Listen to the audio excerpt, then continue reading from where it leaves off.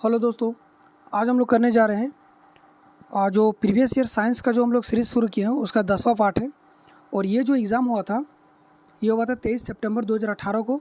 और इसका टाइमिंग था फर्स्ट शिफ्ट में 9 बजे से लेकर के 10:30 बजे तक का था मॉर्निंग में।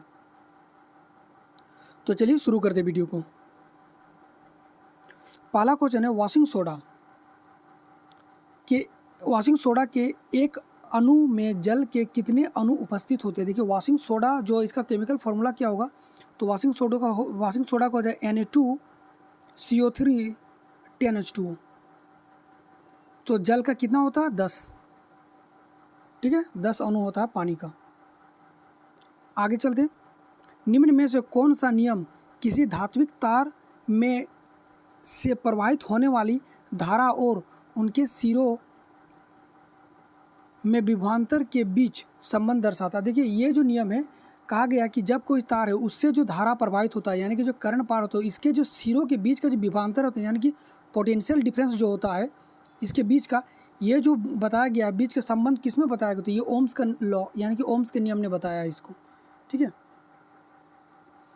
आगे चलते हैं।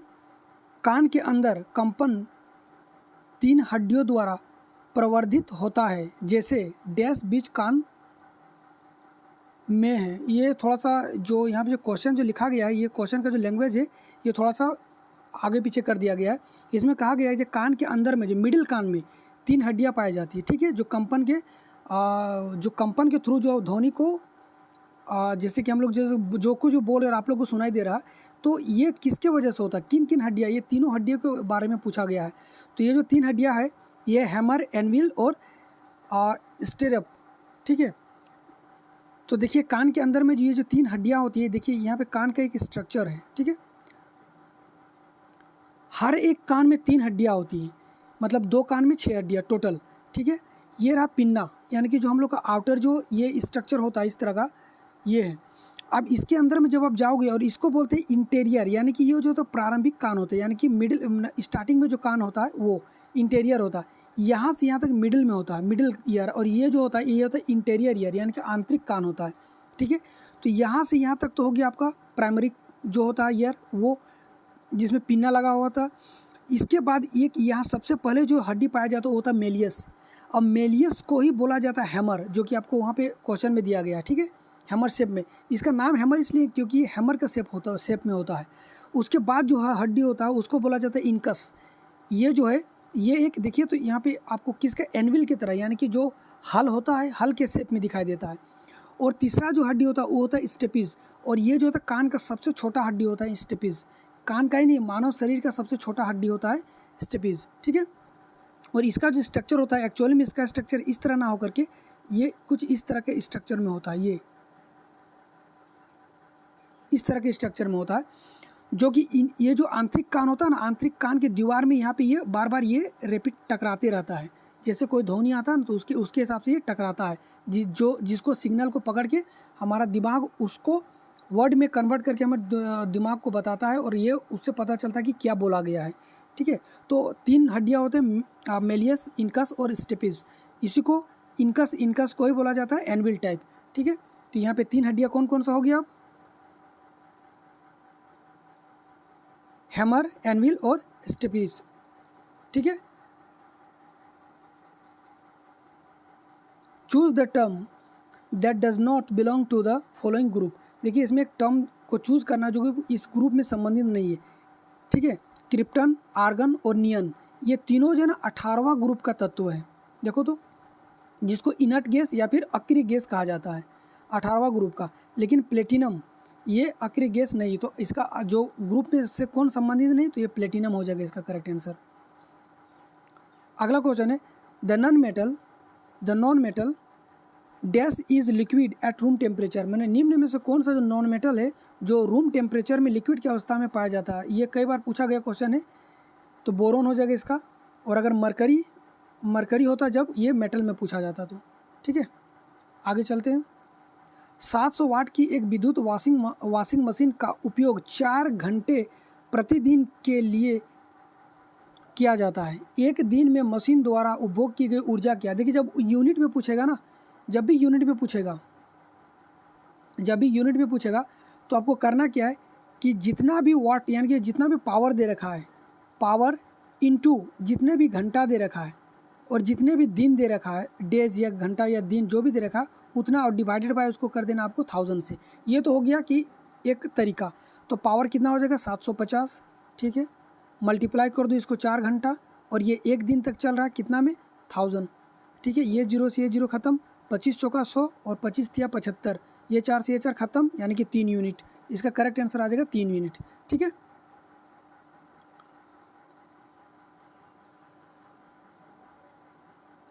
अच्छा, अगर इसी को अगर मान ले कि हम ये भूल गए तो इसी को अब अगर हम लोग फॉर्मूले से बनाना चाहेंगे तो कैसे होगा। तो दे रखा है कि पावर बराबर यहाँ पे दे रखा है कितना है 750 वाट, ठीक है, और 4 घंटे तक उपयोग किया जाता है इसको, यानी कि टाइम दे रखा है कितना 4 आवर, ठीक है, एक टाइम दे रखा है 4 आवर, और यहाँ की ऊर्जा पूछा गया, यानी कि आपको पूछ दिया गया कि ये जो एनर्जी पूछा गया। तो हम लोग को पता है कि एनर्जी बराबर क्या होता है, एनर्जी बराबर P इंटू टी होता है। तो एनर्जी बराबर P इंटू टी होता है। अब देखिए एनर्जी बराबर होता है P इंटू टी। तो P दे रखा 750 इंटू टाइम कितना दे रखा 4 घंटा, ठीक है। अब अगर 700 ये जीरो, 5 चौका 20, 20 का जीरो हाथ में रहेगा 2, और 7 चौका 28, 28 29 30, ये हो जाएगा 30। अब यहाँ पे 3 यूनिट, और यूनिट का हमको पता है कि यूनिट का मतलब होता है 1000 में, किलो वाट घंटा में होता है, और 1000 को हटाने के लिए 3 जीरो हटा देंगे तो 3 यूनिट। आपको इस तरह से भी निकाल सकते हैं, आप किसी भी तरह से निकाल सकते हैं, आप उस तरह से भी या इस तरह से भी। अगर वो भूल गए तब ये आप फॉर्मूले सब कर सकते हैं, ठीक है। Which hormone is release from the testis. देखिए टेस्टिस से टेस्टोस्टेरोन हार्मोन निकलता है, ठीक है, टेस्टिस से टेस्टोस्टेरोन हार्मोन निकलता है। इंसुलिन कहाँ से निकलता है, तो इंसुलिन निकलता है पैनक्रियास से, ठीक है। एड्रेनलिन कहाँ से निकलता है, तो ये निकलता है एड्रिनल ग्लैंड से निकलता है, जो कि किडनी के जस्ट ऊपर में, जिसको हम लोग बोलते हैं अधिवृक्क। ये रहा किडनी, सॉरी, ये इस तरह से किडनी होता है, 2 किडनी होता है हम लोग का, ठीक है, ये इस तरह से। इस तरह किडनी के ऊपर में एक ग्लैंड होता है, इसी को बोला जाता है एड्रिनल ग्लैंड, और इसी ग्लैंड से निकलता है एड्रिनल हार्मोन, ठीक है। एक होता है थायरोक्सिन, ये निकलता है थायराइड ग्लैंड से, ठीक है। तो टेस्टिस से कौन सा निकलता है, तो टेस्टोस्टेरोन, ये पुरुष हार्मोन है। अब आगे चलते हैं अगला क्वेश्चन में। 10 मीटर प्रति सेकंड की गति से एक 2000 kg का ट्रक ट्रैफिक लाइट पर खड़ी एक कार से टकराता है, ठीक है, कार से टकराता है। टक्कर के बाद दोनों एक साथ 8 मीटर प्रति सेकंड की गति से चलता है। कार का द्रव्यमान क्या है। देखिए जब भी कोई कोलिजन होता है, जब भी कोई जो 2 चीज़ें टकराता है, इस कंडीशन में अगर एक चीज़ स्थिर है, पहला नियम है कि एक चीज़ अगर स्थिर है और दूसरा कोई चीज़ आके इस पर टकराया, तो डायरेक्टली आप कर सकते हैं। कैसे, इसका तो एक फॉर्मूला आता है, फॉर्मूले से हम बताएंगे, लेकिन आप डायरेक्टली कर सकते हैं, लेकिन पहले हम फॉर्मूले से बता देते हैं, ठीक है। इसका होता है m1u1, यानी कि जो मास ऑफ पहला बॉडी और उसका जो इनिशियल जो वेलोसिटी है वो, प्लस मास ऑफ दूसरा बॉडी और उसका जो इनिशियल वेलोसिटी रहेगा वो, इज इक्वल टू होता है मास ऑफ पहला बॉडी प्लस मास ऑफ दूसरा बॉडी, क्योंकि टक्कर के बाद दोनों का जो वेट होता है एक साथ हम लोग इंक्लूड करते हैं, ठीक है, और होता है v2, यानी कि फाइनल वेलोसिटी, टकराने के बाद जो वेलोसिटी होगा वो। तो आप इस तरह से निकाल सकते हैं। देखिए पहले तो हमको दे रखा कि एक ट्रक है, तो ट्रक का मास हमको दे रखा 2000 kg, यानी कि हम यहाँ पे 2000 kg लिखेंगे, और इसका जो वेलोसिटी दे रखा है 10 मीटर पर सेकंड, 10 मीटर पर। लेकिन कार का जो है ना प्रारंभिक वेलोसिटी कुछ भी नहीं दे रखा, यानी कि कार तो खड़ी है, यानी कि यहाँ पे जीरो, तो ये पूरा टर्म जीरो कर देगा। यहाँ पे देखो फिर मास हो जा रहा है यहाँ पे कितना 2000 kg, और ये हमको निकालना है, क्योंकि ये कार का मास है और ये वेलोसिटी बाद का वेलोसिटी दे रखा 8 मीटर पर सेकंड। तो इस हिसाब से हम लोग निकाल सकते हैं 10 इंटू 200, तो यहाँ पे 2000, तो यहाँ पे लिख दो 2000, माफ करना इसको हटा दे रहे हैं, तो 2000 मल्टीप्लाई बाय 10, और यहाँ का पूरा टर्म तो जीरो हो गया, तो इसलिए बराबर के बाद कितना आ जाएगा, तो दोनों का जो वेट होगा यानी कि इंक्लूडिंग, यानी कि 2000 और प्लस m2 में ना मास ऑफ कार को मास ऑफ कार में ही रहने देते, ऐसे ही, और इसको ब्रैकेट में ले लेते हैं, और दोनों का वेलोसिटी कितना आ जा रहा है, अब आ जा रहा है 8 मीटर पर सेकेंड, ठीक है। अब इस 8 मीटर पर सेकेंड को अगर मैं यहाँ ले आऊँगा तो ये हट जाएगा, यहाँ से 8 यहाँ ले आते हैं। अब इसको काट रहे हैं, 4 दूगुनी 8 और 4 पचे 20, 1 0 2 0। अब फिर अगर 2 से काट रहे तो 2 पचे 10, 5 पचे 25, यानी कि आ जाएगा यहाँ पे 2500, यानी कि 25,000, 5 पचे 25 और 2 0, ठीक है। माफ करना, 1 0 होगा, 5 पचे 25 और 1 0, 2 ही 0 होगा। अब यहाँ पे मेरे पास कितना बचा, 2000 और प्लस मास ऑफ कार, ठीक है। अब ये 2000 इधर आ जाएगा तो मेरे पास क्या 2500 में अगर 2000 चला जाएगा तो कितना बचा 500, ये 500 kg आपका आंसर आ जाएगा। लेकिन इतना लंबा चौड़ा फॉर्मूला याद रखने से तो कहीं बेहतर है कि आप नॉर्मल तरीक़ा से करें। जैसे कि हम लोग को पता है कि जब भी कोई दो कोलिजन होता है तो संवेग संरक्षण होता है। कोई भी, चाहे वो परमाणु के अंदर में जो दो कोलिजन हो रहा है, चाहे बड़ा बड़ा कोई दो ग्रह आके टकरा जा रहा हो, या फिर रॉकेट का जब हम लोग लॉन्च करते हैं उस कंडीशन में, जब भी कोई इस तरह का कंडीशन होता है, या फिर बंदूक से जब गोली चलता है उस कंडीशन में संवेग संरक्षण रहता है, यानी कि मोमेंटम हमेशा उसमें कंजर्व रहता है, मोमेंटम कंजर्वेशन होता है, ठीक है। तो हम लोग जानते हैं मोमेंटम बराबर क्या था, मोमेंटम बराबर होता है मास इंटू वेलोसिटी, ठीक है। यहाँ पे पहला का मोमेंटम कितना दे रखा है, तो मास इंटू वेलोसिटी। अब उसके बाद भी जो मोमेंटम होगा वो सेम उसी तरह से होगा, यानी कि मोमेंटम हमको कंजर्व करना है। जो टकराने से पहले जो मोमेंटम रहेगा वो टकराने के बाद भी वही मोमेंटम रहेगा, ठीक है।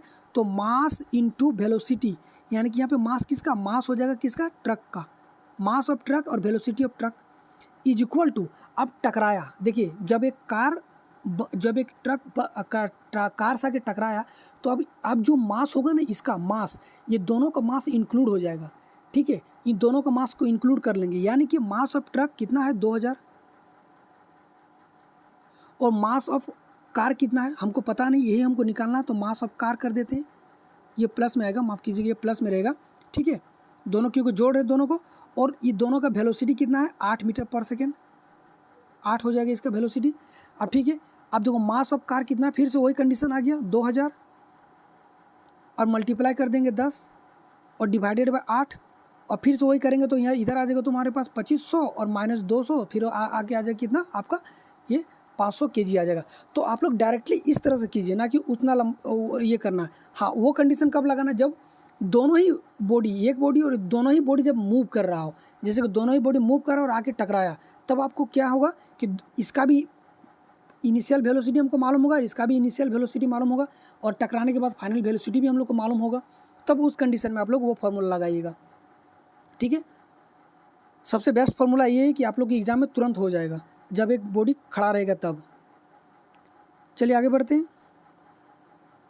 सर्वाधिक उपयुक्त विकल्प का चयन कीजिए। देखिए, सर्वाधिक उपयुक्त विकल्प का चयन करने के लिए यहाँ पे कहा जा रहा है कि अगर 0 डिग्री सेंटीग्रेड दे रखा है और उसको पूछा कि आपको फ़ारेनहाइट में कितना होगा, तो ये कैसे होगा। देखिए, जब भी कोई इस तरह का जब कंडीशन रहेगा, जब भी कोई एक सेल्सियस से दूसरे में, मतलब एक हीट का जो टेम्परेचर कुछ सेल्सियस में दे रखा है और उसको अलग अलग अगर यूनिट में चेंज करना, तो कैसे करेंगे। तो इसका फॉर्मूला होता है degree centigrade divided by 5 is equal to Kelvin minus 273, Kelvin minus 273 divided by 5 is equal to Fahrenheit minus 32 और डिवाइडेड बाय 9। ये आपको याद रख लेना है, ठीक है। हम फिर से एक बार बोल दे रहे हैं क्योंकि यहाँ लिखने में थोड़ा सा दिक्कत हो रहा है। Kelvin divided by 5 is equal, माफ़ कीजिएगा, degree centigrade divided by 5 is equal to Kelvin minus 273 divided by 5 is equal to Fahrenheit minus 32 divided by 5। अब अगर मैं कह रहा हूँ कि अगर आपको डिग्री सेंटीग्रेड, अगर 45 डिग्री मान लेते हैं, 45 डिग्री सेंटीग्रेड को आपको केल्विन में चेंज करना है या फिर फ़ारेनहाइट में चेंज करना है, या फ़ारेनहाइट दे रखा है तो हम फ़ारेनहाइट ही लेके चलते। अगर 45 डिग्री सेंटीग्रेड को फ़ारेनहाइट में चेंज करना तो कैसे करेंगे आप, 45 डिग्री सेंटीग्रेड तो 45/5 इज इक्वल टू, हमको क्या दे रखा फ़ारेनहाइट, पहले हम फॉर्मूला आपको लिख दे रहे हैं ताकि आपको समझने में दिक्कत ना हो। केल्विन माइनस 273 और divided by 5 is equal to Fahrenheit divided by 9, ठीक है। ये हो गया। अब दे रखा कि हमको केल्विन यहाँ दे रखा 45 डिग्री सेंटीग्रेड दे रखा पहले से। अब अगर हम 5 इज इक्वल टू केल्विन -273 और डिवाइडेड बाई 5, इससे हमको मतलब नहीं, क्योंकि हमको बोला गया सिर्फ केल्विन में चेंज करने का, ठीक है। अब 5 नम 45, ठीक है, 5 नमा 45, और अगर 9 से इसको हम कर दे रहे हैं फिर से, तो 5 नम, ठीक है, ये कट जाएगा, 5 नम 45। अब ये 9 इंटू 5 इधर आके क्या हो जाएगा, 9 इंटू 5, तो 5 नम फिर से हो जाएगा 45, और 45 और ये जो माइनस है इस और आ जाएगा तो ये जुड़ जाएगा। तो अब 45 और ये पूरा का पूरा ये जो पोर्शन है, क्योंकि ये बराबर की इस तरफ माइनस में इधर आ जाएगा तो प्लस में हो जाएगा, तो 45 और प्लस 273 वो आपका आंसर आ जाएगा।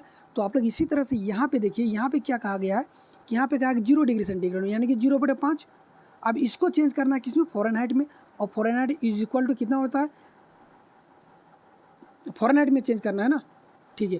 तो F -32 होता है, तो फ़ारेनहाइट -32 और डिवाइडेड बाई 9, ठीक है। मैंने माफ़ कीजिएगा, मैंने उसको भी शायद केल्विन में कर दिया था, ये फ़ारेनहाइट में हम करना है, ठीक है। अब देखिए ये अगर 9 इस ओर जाएगा, क्योंकि ये तो कट नहीं रहा है, यहाँ जाएगा तो ये 0 पूरा कर देगा, यानी कि 0 0 इज इक्वल टू ये 5 आ जाएगा तो 5F और माइनस 5 दूगुनी 10 और 5 तिया 15 और 1 16, ठीक है। 5 दूगुनी 10 0 और 5 तिया 15 15 और 1 16, यानी कि 160 हो जाएगा, यानी कि यहाँ पे 160 हो जाएगा, ठीक है। ये है 160, ठीक है। अब ये अगर मैं ये 160 को इधर ले आता हूँ बराबर के इधर, तो ये प्लस में आ जाएगा, क्योंकि यहाँ पे माइनस में, तो 160 और ये 5 नीचे आ जाएगा, फ़ारेनहाइट में निकालना, तो 5 से 5 तिया 15 1 आ जाएगा, 5 दूगुनी 10 यानी कि 32, यहाँ पे 32 आपका करेक्ट आंसर हो जाएगा, ठीक है। तो इस तरह से आपको जिसमें भी निकालना, आपको सिर्फ ये फॉर्मूला याद होना चाहिए, आपको जिसमें भी निकालना आप ईजिली से निकाल सकते हैं, ठीक है। आगे चलते हैं। समय के साथ विस्थापन में परिवर्तन की दर को कहा जाता है। देखिए समय के साथ अगर विस्थापन में, अगर डिस्प्लेसमेंट में अगर परिवर्तन हो रहा है तो उसको क्या कहा जाएगा, तो उसको कहा जाएगा वेग, वेलोसिटी, ठीक है। और अगर समय के साथ वेलोसिटी में परिवर्तन हो रहा है, अगर समय के साथ वेलोसिटी में परिवर्तन हो रहा है तो उसको कहा जाएगा एक्सेलरेशन, त्वरण।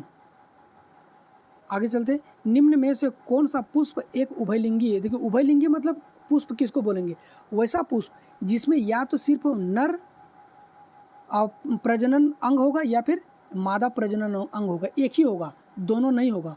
आमतौर पर हम लोग पुष्प में क्या देखते हैं, आप आमतौर पर हम लोग पुष्प में देखते हैं कि देखिए एक इस तरह से एक फीमेल का भी होता है और ये मेल का भी होता है, ठीक है, ये दोनों ही होता है। लेकिन कोई ऐसा पुष्प, उभयलिंगी पुष्प किसका बोलेंगे, या तो ये होगा या तो ये होगा, दोनों में से कोई एक ही होगा, दोनों नहीं होगा, ठीक है। या तो मेल पार्ट होगा या फिर फीमेल पार्ट होगा, तो उस तरह के पुष्प को बोला जाता है उभयलिंगी पुष्प। और इसका एग्जाम्पल क्या है, पपीता, ठीक है।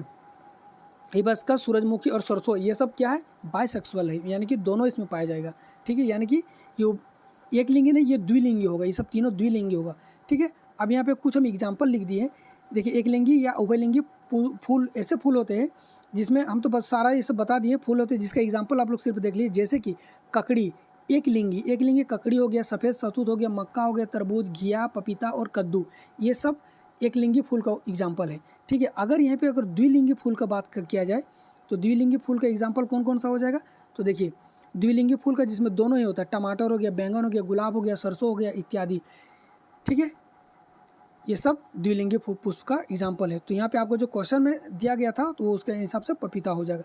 Sodium metal is stored in, देखिए सोडियम जो होता है ना ऑक्सीजन के साथ हाईली रिएक्टेड होता है, ऑक्सीजन जहाँ ना देखा कि ये जलने लगेगा, यानी कि सोडियम को हम लोग हवा में तो रख ही नहीं सकते क्योंकि हवा में ऑक्सीजन है, पानी में भी नहीं रख सकते क्योंकि पानी में भी ऑक्सीजन है H2O, ठीक है। तो इसको रखते कहाँ, केरोसिन में, केरोसिन में H2 हाइड्रोजन ऑक्सीजन नहीं होता है, तो इसलिए हम लोग इसको सोडियम को पोटेशियम को दोनों को ही केरोसिन में रखा जाता है, क्योंकि सोडियम से भी ज़्यादा रिएक्टिव होता है पोटेशियम। नेक्स्ट क्वेश्चन में आते, 50 kg भार का एक लड़का 45 चरणों में सीढ़ियाँ 9 सेकेंड में चढ़ जाता है, ठीक है। यानी कि इस तरह से 45 सीढ़ी है और ये जो है यहाँ से यहाँ तक जो है वो सिर्फ 9 सेकेंड में चढ़ जाता है, ठीक है। यदि प्रत्येक चरण की ऊंचाई 15 सेंटीमीटर, यानी कि यहाँ से यहाँ तक, यानी कि यहाँ से यानी यहाँ से लेकर के यहाँ तक का जो ऊंचाई अगर 15 सेंटीमीटर है मात्र, ठीक है, एक का ऊंचाई 15 सेंटीमीटर, यानी कि इसका भी ऊंचाई 15 सेंटीमीटर, यानी कि इसका भी ऊंचाई 15 सेंटीमीटर, इस तरह करते करते कितना 45 सीढ़ी है, तो 45 × 9 हो जाएगा। पूरा सीढ़ी की ऊंचाई अगर हम लेंगे तो 45, यानी कि एच बराबर कितना हो जाएगा 45 × 9 हम कर सकते हैं, ठीक है। चलिए इसको बाद में करेंगे। तो चलिए, तो इसको पहले कि शक्ति क्या होगा, यानी कि इसका जो पावर क्या होगा ये बताया गया है कि शक्ति क्या होगा। हमको पता है एनर्जी बराबर क्या होता है। अब देखिए फॉर्मूला से आराम से कर देंगे। एनर्जी बराबर क्या होता है, पावर इंटू टाइम होता है। यह फॉर्मूला हम कई बार बता चुके हैं आप लोग को। हमको पूछा गया कि शक्ति क्या है, यानी कि पावर क्या है, तो पावर बराबर क्या हो जाएगा, एनर्जी इंटू टाइम हो जाएगा। तो पावर बराबर क्या हो जाएगा, एनर्जी इंटू टाइम। अब हम लोग ये फॉर्मूला लेके आराम से चल सकते हैं, ठीक है। तो पावर बराबर एनर्जी इंटू टाइम। चलिए लिखिए, पावर बराबर क्या लिख दिए, एनर्जी इंटू टाइम। अब यहाँ पे कौन सा एनर्जी, जब भी कोई हाइट में रहता है और चढ़ रहा है या फिर वहाँ पे रोक के रखा है, तो यहाँ पे क्या कौन सा एनर्जी रहता है, यहाँ पे रहता है पोटेंशियल एनर्जी। और पोटेंशियल एनर्जी बराबर क्या होता है, mgh। यानी कि अब इस E को हम लोग mgh लिख सकते हैं, mgh, और डिवाइडेड बाई T ये कर सकते हैं। अब m का वैल्यू दे रखा 50 kg, g का वैल्यू दे रखा 10 मीटर पर सेकेंड स्क्वायर मल्टीप्लाई बाई 10, और h के वैल्यू कितना दे रखा है, देखिए 45 चरण चढ़ रहा है कितना में, 9 सेकेंड में। माफ़ कीजिए, 45 सीढ़ियाँ चढ़ रहा है कितना, 45 सीढ़ियाँ है, और हर एक का हाइट कितना दे रखा है 15, ठीक है। 45 सीढ़ियाँ और हर एक का हाइट दे रखा है 15, यानी कि हम कर सकते हैं 45 इंटू, और यहाँ 15 को जो है ना इस सेंटीमीटर में दे रखा है, इसको मीटर में चेंज करने के लिए यहाँ पे क्या करेंगे 100 कर देंगे, क्योंकि सेंटीमीटर से मीटर में करने के लिए 100 से भाग देना पड़ता है। और डिवाइडेड बाई टाइम, यहाँ पहले से था टाइम है 9 सेकेंड, यहाँ पे 9 सेकेंड कर दो। अब जब आप इसको काट पीट करेंगे ना तो आपको आ जाएगा 375 वाट। आप करके देख लीजिए, यहाँ से 2 जीरो, तो यहाँ से 2 जीरो खत्म, यहाँ 9 5 45, और 15 × 5 × 5 करेंगे ना, 5 5 25, और 25 × 15 करेंगे तो 375 आ जाएगा, ठीक है। आप लोग करके देख लीजिएगा, 25 × 15 करेंगे से 375 वाट आ जाएगा आपका आंसर। आगे चलते हैं। लिथियम, सोडियम और पोटेशियम में क्या समानता है। देखिए लिथियम, सोडियम और पोटेशियम, अगर आप पीरियोडिक टेबल में पहले, यानी कि ये जो फर्स्ट ग्रुप है जिसको हम लोग बोलते हैं एल्कलाइन मेटल, इसके बाद वाला जो सेकंड ग्रुप आता है इसको बोलते हैं एल्कलाइन अर्थ मेटल, ठीक है। तो हम लोग फर्स्ट ग्रुप से मतलब है, क्योंकि देखिए ये जो जितने भी तत्व यहाँ पे दिया गया है, जितने भी एलिमेंट है लिथियम, सोडियम और पोटेशियम, और इसका जो फर्स्ट एलिमेंट जितना भी है, इसको आप लोग याद है तो देखिएगा यहाँ पे हो तो लिथियम, इसको याद रखने का तरीका है, माफ़ कीजिएगा, इसको याद रखने का तरीका है कि हाई लिली ना कहना रब, आरबी रुबेडियम, रब से सीजियम, अब इसको लिखेंगे यहाँ से लिख दे रहे हैं सीजियम, फिर FR फ्रांसियम, ठीक है। तो इस तरह से चलता, पहला, दूसरा, तीसरा, चौथा, पाँचवा, छठा, सातवां, तो इसको होता हाई लिली ना कहना रब से फिर, ठीक है। तो ये आप लोग इस तरह से याद कर सकते हैं। तो देखिए ये जो है यहाँ पे दे रखा है लिथियम, तो यहाँ पे लिथियम, फिर दे रखा सोडियम, यहाँ पे सोडियम, और ये दे रखा पोटेशियम, यहाँ पे दे रखा पोटेशियम। अब देखिए बोला गया इसमें क्या समानता है, ये सब पहला ग्रुप में क्या समानता है कि इसका आउटर मोस्ट में 1 इलेक्ट्रॉन होता है, यानी कि वैलेंस इलेक्ट्रॉन इसका 1 हो जाएगा। इसके बाह्यतम कक्षा में 1 इलेक्ट्रॉन होता है, लेकिन कैसे होता है अब देख लेते हैं। तो हम लोग जानते हैं कि लिथियम का कितना होता है, एटॉमिक नंबर 3 होता है। इसको तोड़ेंगे कैसे, 2 और 1 3, ठीक है। इसका होता है लिथियम का 3 होता है। इस तरह सोडियम का होता है 11, और 11 को कितना तोड़ते हैं, 2 8 10, 10 और 1 11। और इसी तरह से पोटेशियम का होता है 19, ठीक है। 19 को कैसे 2 8 10, 10 और 8 18, 18 और 1 19, यानी कि सब के बाह्यतम कक्षा में 1 इलेक्ट्रॉन है। तो इसके सब के बाह्यतम कक्षा में 1 इलेक्ट्रॉन होगा, ठीक है। आगे बढ़ते हैं। निम्नलिखित में से कौन सा गुण द्विबीजपत्री पौधों का एक गुण है। देखिए ये जो प्लांट मॉर्फोलॉजी आप जब पढ़ेंगे ना, तो ये प्लांट मॉर्फोलॉजी का ही एक इसमें प्लांट मॉर्फोलॉजी से पूछा गया ये क्वेश्चन है। निम्नलिखित में कौन सा गुण द्विबीजपत्री पौधों का एक नहीं। देखिए यहाँ पे पूछा द्विबीजपत्री और पूछ दिया यहाँ पे जड़ के बारे में, ठीक है। यानी कि द्विबीजपत्री, पहले एक बीजपत्री और द्विबीजपत्री आप लोग समझिए कि होता क्या है। द्विबीजपत्री क्या होता है या फिर एक बीजपत्री, अगर एक बीज को आप लोग देख रहे हैं और सिर्फ नॉर्मल तरीका से, यानी कि हम लोग इसी तरह से नॉर्मल तरीका से नहीं तोड़ सकते हैं। अगर इसको टूटेंगे तो यहाँ पे कहीं ना कहीं इसी से टूटेगा, ठीक है। लेकिन एक बीज होता है इस तरह से, जिसको हम आराम से 2 अलग अलग भाग में तोड़ सकते हैं, इसको बोलते हैं द्विबीजपत्री, ठीक है। ये द्विबीजपत्री जो होता है इसमें एक गुण नहीं है। देखिए द्विबीजपत्री का अगर हम लोग जड़ से यहाँ पे पूछा गया है यानी कि रूट से पूछा गया है तो इसमें क्या होता है कि द्विबीजपत्री में ना टैप रूट होता है। टैप रूट यानी कि अगर एक पौधा है, अगर इस तरह से अगर ऊपर में कोई प्लांट है, ठीक है, और इसका जो अगर जड़ देखेंगे तो अगर ये इस तरह से टैप रूट, यहाँ से एक गया, एक यहाँ से आया, एक यहाँ, और इस तरह से इसमें रूट हेयर रहता है। तो अगर इस तरह का रूट रहा तो ये हो गया टैप रूट। और अगर कोई इस तरह से प्लांट है और अगर इसमें इस तरह से रहा तो ये हो गया रेशेदार जड़ें, इसी को बोला जाता है फाइब्रस रूट। ठीक है, तो ये जो फाइब्रस रूट होता है ना, ये एक बीजपत्री में होता है, ना कि द्विबीजपत्री में। तो यहाँ तो सबसे पहले तो द्विबीजपत्री में कौन सा गुण नहीं होगा, ये तो रेशेदार जड़ नहीं होगा, यानी कि ये वाला जो फाइब्रस जो रूट होता है ये नहीं होता है, ये टैप रूट होता है इसमें।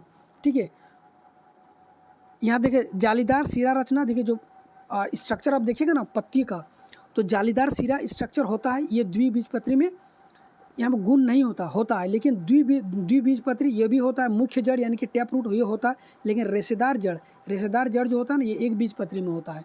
ठीक है, अगर हम इसको अब हम इसको समझाने लगेंगे ना तो मॉर्फोलॉजी यहाँ पे आपको सब कुछ समझाना पड़ेगा। पहले तो द्विबीजपत्री क्या होता है, टैप रूट, ये रूट कितने प्रकार के होता है, ये सब तो काफ़ी समय लग जाएगा। अगर इसको कभी आप लोग को ज़रूरत पड़ा, आप लोग कमेंट कीजिएगा तो आप ये मॉर्फोलॉजी में पूरा पढ़ा दूंगा इसका क्या होता है काफ़ी, क्योंकि मॉर्फोलॉजी बहुत बड़ा चैप्टर है।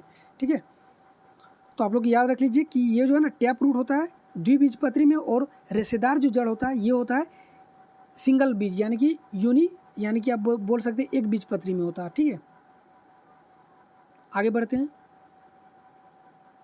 The hierarchy of animal classification is, देखिए हायरार्की क्या होता है, यानी कि उसका क्रम किस क्रम से हुआ है, यानी कि छोटा से ये जो पहले क्या आया, फिर क्या आया, फिर क्या आया, फिर क्या आया, और उस तरह से। तो देखिए हायरार्की ऑफ जो एनिमल किंगडम जो होता है ना, ये आप लोग याद रख लीजिए। पहले लाइफ होता है, लाइफ के बाद आता है डोमेन, फिर आता है किंगडम, फिर फाइलम, फिर क्लास, फिर ऑर्डर, फिर फैमिली, फिर जीनस, और फिर इसी के बाद आ जाता है आपका स्पेसीज। ठीक है, तो सबसे छोटा होता है स्पेसीज, उससे बड़ा जीनस, फिर फैमिली, फिर ऑर्डर, फिर क्लास, इस तरह से चलते रहता है। और सबसे बड़ा होता है लाइफ। लाइफ का मतलब क्या, पूरी दुनिया में जितना लाइफ है, कीड़ा मकोड़ा से लेकर के जितना भी है, पशु पक्षी इंसान, सब लाइफ हो गया, यानी कि ये बहुत बड़ा है। उसके बाद आता है डोमेन, उसके बाद आता है किंगडम, उसके बाद आता है फाइलम, इस तरह से चलता है। अब आप यहाँ पे देख लो कौन सा है, देखो पहले फाइलम है, यहाँ देखो फाइलम, फाइलम के बाद क्लास है, क्लास के बाद है क्या है, ऑर्डर है, ऑर्डर के बाद फिर फैमिली होगा, ऑर्डर के बाद फैमिली, फिर जीनस, फिर स्पेसीज, फिर जीनस, फिर स्पेसीज। तो आपका करेक्ट आंसर ये हो जाएगा। तो आप लोग ये जो है आप लोग इसको याद रख लीजिएगा, ये वाला जो टेबल है इसको याद रख लीजिएगा।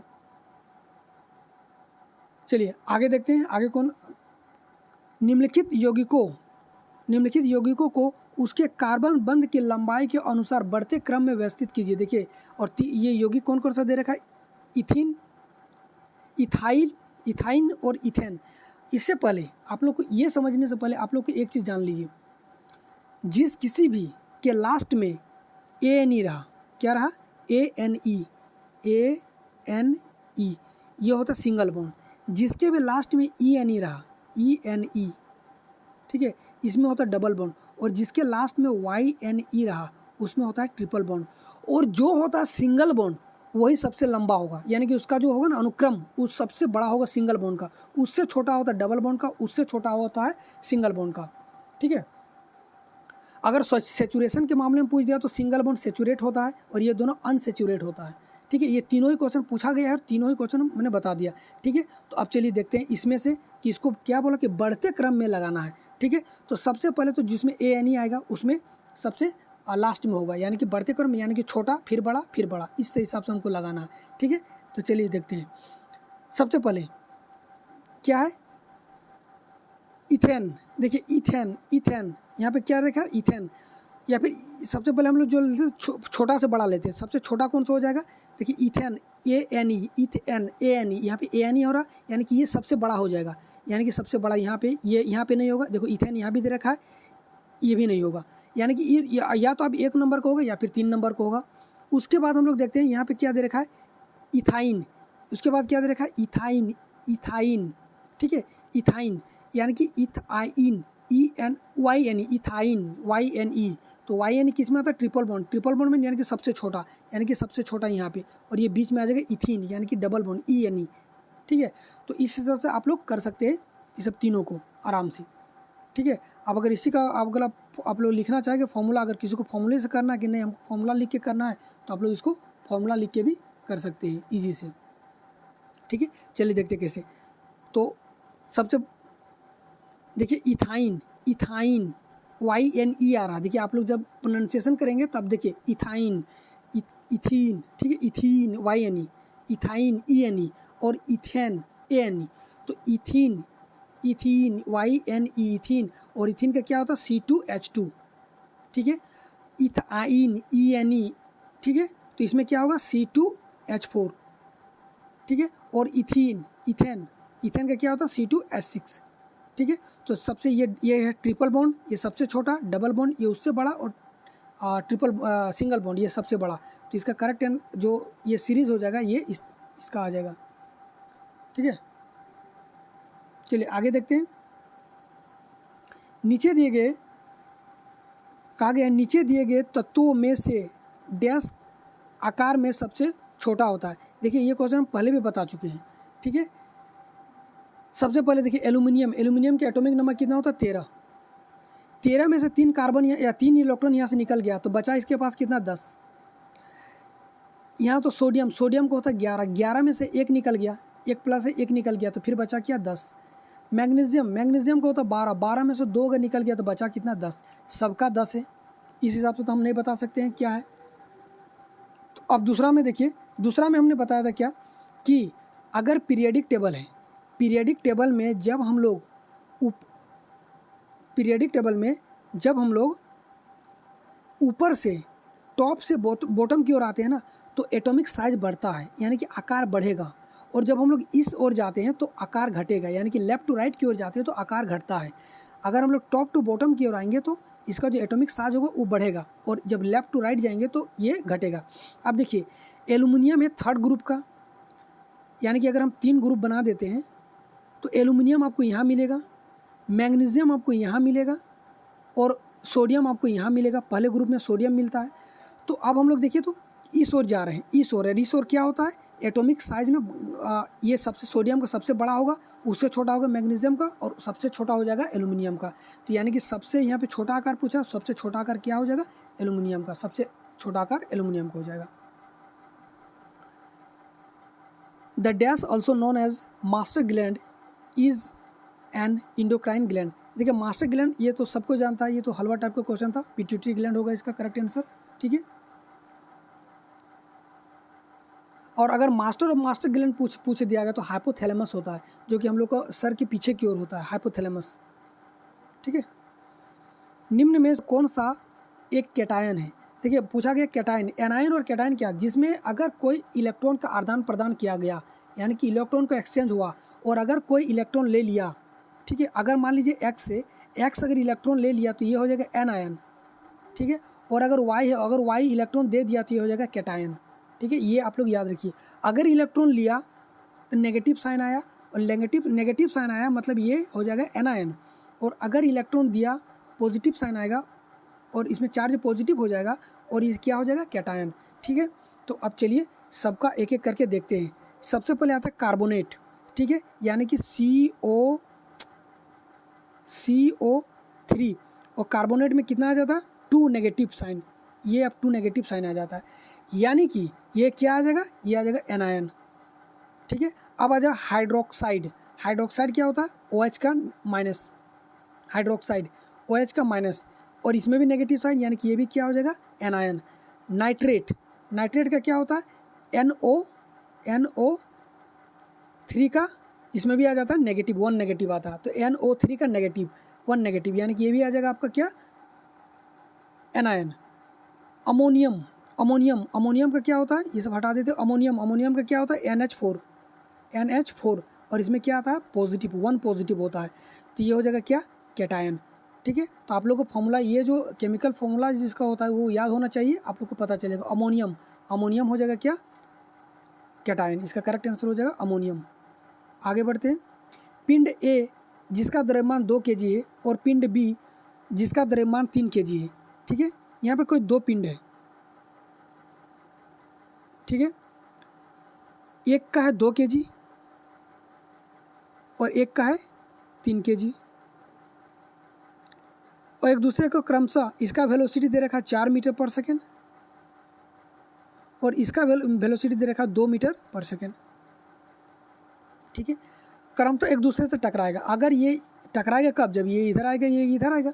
अगर ये टकराया, टकराने के बाद इसको जो प्रत्यास्थ संघट होगा, देखिए प्रत्यास्थ संघट यानी कि इलास्टिक कोलिजन के यहाँ बारे में पूछ दिया। और इलास्टिक कोलिजन में जो होता है ना, काइनेटिक एनर्जी जो होता है ना, काइनेटिक एनर्जी कंजर्व रहता है। ठीक है, काइनेटिक एनर्जी यानी कि half mv² kinetic energy conserve रहता है। अगर ये इधर से टकराया और ये इधर से टकराया, ठीक है, अगर टकराने के बाद इसमें काइनेटिक एनर्जी को लॉस नहीं होगा, यानी कि काइनेटिक एनर्जी जो है ना इसमें कंजर्व रहता है। तो ये किधर जाएगा? टकराने के बाद ये इस ओर भाग जाएगा, ये इस ओर भाग जाएगा, यानी कि इसके विपरीत दिशा में चला जाएगा, विपरीत दिशा में चला जाएगा। किसमें? इलास्टिक कोलिजन में। ठीक है, अगर एक आइडियल इलास्टिक कोलिजन को देखें ना, कभी भी कोई भी जब दो चीज़ टकराता है ना तो उस पर कुछ लॉस हो जाता है काइनेटिक एनर्जी का, लेकिन यहाँ पे इस कंडीशन में लॉस नहीं होता। आइडियल में क्या होता है कि ये किसी और फॉर्म में ट्रांसफर नहीं, ना तो हीट के फॉर्म में ट्रांसफर होगा, ना तो किसी और फॉर्म में एनर्जी ट्रांसफर नहीं होगा। तो ये जो है इसी को बोला जाता है प्रत्यास्थ संघट यानी कि इलास्टिक कोलिजन। और ये जो होता है टकराने के बाद विपरीत दिशा में फिर चला जाएगा। ठीक है, इसका जो डायरेक्शन होगा वो विपरीत दिशा में हो जाएगा। गति का द्वितीय समीकरण डैश के बीच संबंध प्रदान करता है। देखिए, गति का 3 नियम, 3 समीकरण है। क्या क्या है? सबसे पहला है, और ये समीकरण को दिया किसने, आप लोग बताइए, v बराबर u प्लस ए टी।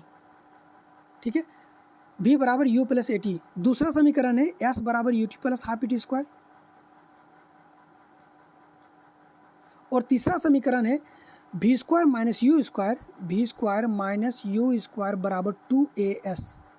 ठीक है, कई के बुक में इसको ऐसे भी लिखा गया है, v स्क्वायर बराबर यू स्क्वायर और यहाँ पे लिखा जाता है प्लस 2as। देखिए, आप अगर इस यू स्क्वायर को इधर ले आएंगे तो माइनस में आ जाएगा। सेम चीज़ यहाँ भी लिखा गया है। ठीक है, तो इसको हटा दे रहे हैं, अभी इसका काम नहीं है। चलिए, ठीक है, ये गति का 3 नियम है। तो बोला गया गति का द्वितीय नियम यानी कि s बराबर U T plus half T square, ये किसके बीच संबंध दर्शाता? देखिए, इस तरह का जब भी क्वेश्चन रहेगा ना तो आप लोग को पहला पकड़ना है और लास्ट पकड़ना, पहला पकड़ना और लास्ट पकड़ना, पहला पकड़ना और लास्ट पकड़ना। ठीक है, बोला गया दूसरा में क्या बता है, दूसरा में क्या बता रहा है, ये स्थिति यानी कि डिस्प्ले, ये स्थिति को बताता है, स्थिति और टाइम को बता रहा है, स्थिति और समय को बता रहा है। अगर पूछ देगा कि पहला में क्या बताएगा, तो पहला में क्या बता रहा है, देखिए यहाँ पे बता रहा है किसको, वेलोसिटी को, यानी कि वेलोसिटी को हिंदी में क्या बोलते हैं, त्वरण नहीं, वेलोसिटी को बोलते हैं, जो भी बोलते हैं आप लोग देख लीजिएगा, हम इंग्लिश में इसको किए तो वेलोसिटी और ये हो जाता है आपका टाइम। तो वेलोसिटी और टाइम के बीच में बताएगा, यानी कि वेग, माफ़ कीजिएगा, वेलोसिटी को वेग बोला जाता है। वेलोसिटी का वेग और ये टाइम के बीच में होता है।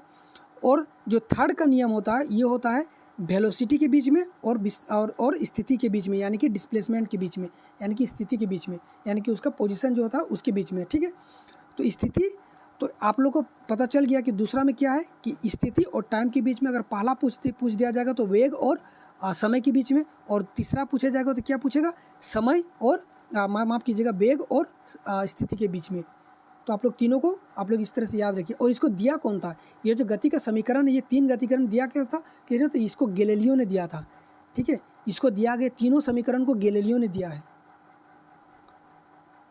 जब प्रकाश किसी चमकीली सतह पर आपतित होती है, देखिए इसमें प्रकाश जो रिफ्लेक्शन ऑफ लाइट से पूछा गया है, आपतित होती है तो डैश परावर्तन की घटना होती है। कौन सा होता है, अनियमित, सामान्य, विस्तृत या फिर नियमित। तो ये होता है नियमित। कैसे, जब कोई लाइट आया, इंसिडेंट रे और रिफ्लेक्ट हो जाता है, ये एक स्मूथ, ये जो है ये स्मूथ सरफेस है। ठीक है, तो यहाँ से आया इंसिडेंट रे, ये हो गया रिफ्लेक्टेड रे, ये हो गया नॉर्मल। ठीक है, आया और टकराने के बाद अगर स्मूथ रहा तो वो उसी डायरेक्शन में, और इसी तरह को बोलते हैं नियमित परावर्तन, इसको बोलते हैं नियमित परावर्तन। ठीक है, लेकिन अगर ये जो सतह है, अब अगर ये सतह अगर ये ऐसे इस तरह से खुरदरा रहे, यानी कि रफ रहे, तो ये जो आएगा ये मतलब किसी भी डायरेक्शन में ये जा सकता है। ये एक डायरेक्शन में नहीं जाएगा। यानी कि जो पहले वाला में था कंडीशन क्या था कि ये अगर स्मूथ रहा तो ये इंसिडेंट रे और जो रिफ्लेक्शन रे रहा, तो जो एंगल यहाँ से ये इंसिडेंट रे आएगा ना, जो एंगल बनेगा ना, ये अगर एक्स बना तो यहाँ भी एक्स ही बनेगा। लेकिन इसमें कोई नहीं, इसमें एंगल कोई दूसरा भी कोई तीसरा भी बन सकता है, कोई भी बन सकता है, इसमें एंगल बराबर नहीं होगा। ठीक है, इसके कई सारी कंडीशन होता है। तो और इसमें क्या हो जाएगा, ये नियमित हो जाएगा, और अगर रफ रहा तो रफ क्या होगा, तो उसमें रहेगा अनियमित परावर्तन हो जाता है उसके। ठीक है, अगला question, how many molecules of water are present in one molecule of copper sulphate. ठीक है, बोला गया है कि कितना मॉलिक्यूल पानी का एक मॉलिक्यूल कॉपर सल्फेट में है। ठीक है, कितना मॉलिक्यूल, यानी कि एक मॉलिक्यूल ऑफ कॉपर सल्फेट, और कॉपर सल्फेट में कितना मॉलिक्यूल पानी है। जैसे कि अभी जस्ट पहला क्वेश्चन में हम लोग देखे थे कि वाशिंग सोडा Na2CO3 में पूछा गया था कितना पानी है, तो 10H2, यानी कि इतना पानी था, 10 पानी था, 10 मॉलिक्यूल ऑफ पानी था, 10 मोल। तो अब इसमें बोला गया है कि ये कॉपर सल्फेट का फॉर्मूला क्या होता है, CuSO4, और इसमें होता है 5H2, यानी कि इसमें कितना पानी आ जाएगा, 5H2। ठीक है, इसका आंसर हो जाएगा 5, और इसी को बोला जाता है नीला थोथा। यदि 50 वाट का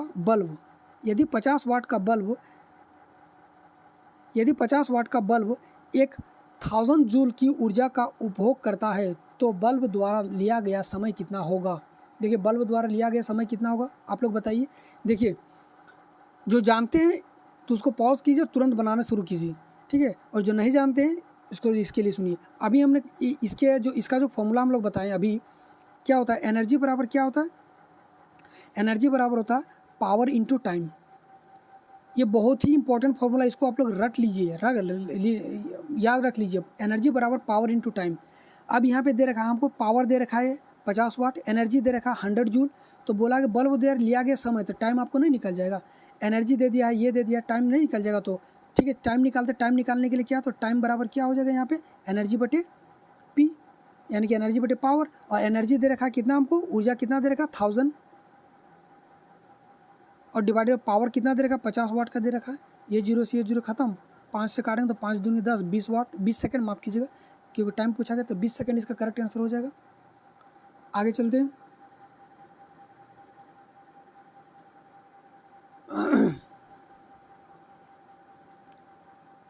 ये आज का शायद लास्ट क्वेश्चन था गाइस। तो ये वीडियो आप लोग को कैसा लगा, आप लोग ज़रूर बताइएगा, और अगर अच्छा लगा तो प्लीज़ वीडियो को लाइक कीजिएगा, शेयर कीजिएगा। तब तक के लिए जय हिंद, जय भारत।